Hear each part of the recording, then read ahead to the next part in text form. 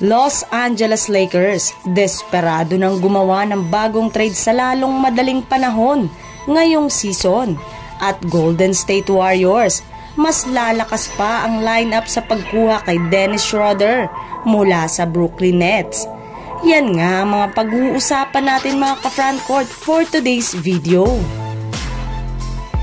Ikinadismaya nga ng mga fans ng Los Angeles Lakers ang nagalit kay Anthony Davis matapos nitong isablay ang kanyang mga crucial free throw sa huling mga segundo ng fourth quarter sa kanilang pagkatalo kahapon laban sa Orlando Magic.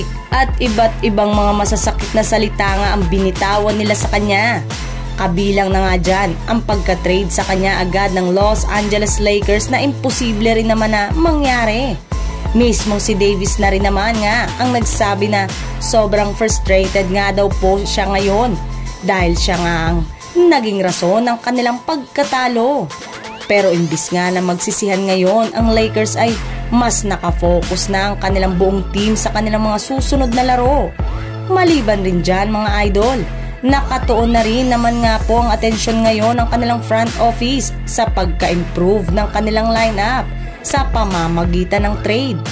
In fact, ayon nga sa ibinulgar pa lang ng isang NBA insider, may ilang mga players na nga ng Lakers ang ginawa na nilang available sa trade sa market, katulad na lamang ni D'Angelo Russell, Gabe Vincent na parehong malalamyang performance sa mga nakalipas nilang laro, at sina Jared Vanderbilt at Christian Wood na matagal na nilang hindi nagagamit o napapakinabangan dahil sa kanilang injury.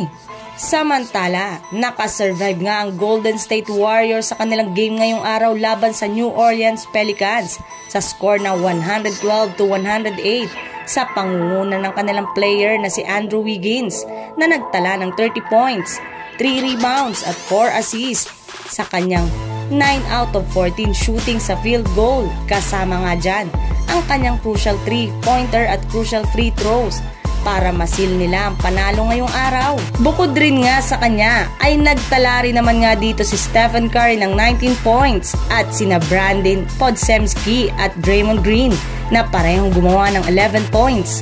Kaya dahil nga sa kanilang pagkapanalo ay umakyat na nga sa 12 wins at 3 losses ang kanilang kasalukuyang record bilang top 1 pa rin naman sa standing ng Western Conference. Sila pa rin naman nga ang pinakadominanteng team sa buong West. Pero sa kabila nga niyan, ay maaari pa rin naman nga daw nilang palakasin pang lalo ang kanilang lineup sa pamamagitan ng pagkuha nila kay Dennis Schroeder mula sa Brooklyn Nets bilang pamalit kay D'Angelo Melton na nagkaroon ngayon ng season-ending injury sa kanyang tuhod. Kailangan rin naman nga nila ngayon ng isang point guard na pamalit sa kanya sa kanilang bench.